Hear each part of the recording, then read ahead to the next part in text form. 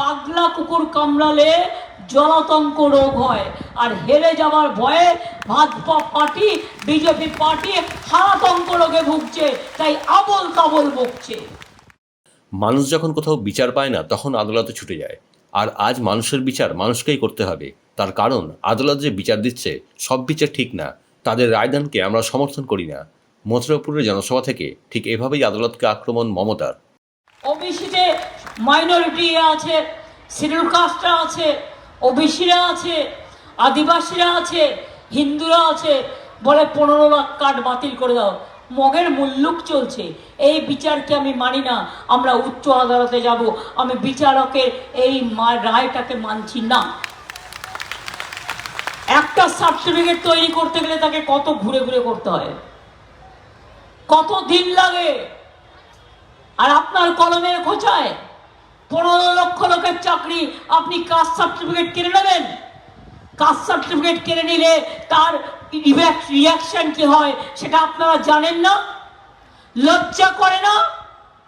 আসলে জেনে রাখুন, ইউনিফর্ম সিভিল কোড প্ল্যান করেছে বিজেপি, এনআরসি ক্যার মতো, আর এটাও তাদের ম্যানিফেস্টোয় রেখেছে। আপনারা কি জানেন তপশিলি মা ভাই বোনেরা, ইউনিফর্ম সিভিল কোড হলে কি হবে? আপনাদের যাদের তপশিলীদের চাকরি রিজার্ভেশন আছে সব ক্যান্সেল করে দেবে,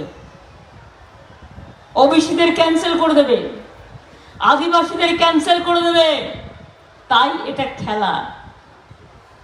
খেলা নম্বর 1 ছিল, প্ল্যান নাম্বার 1 ছিল সন্দেশখালি, চক্রান্ত করে মা বোনেদের অসম্মান করা। তারা জানেও না তাদের দিয়ে কি লিখিয়েছে। দ্বিতীয় চক্রান্ত ছিল দাঙ্গা লাগাও হিন্দু মুসলমানে। তৃতীয় চক্রান্ত তপশিলীদের চাকরি খেয়ে নেওয়া, রিজার্ভেশন খেয়ে নেওয়া, ওবিসিদের রিজার্ভেশন খেয়ে নেওয়া।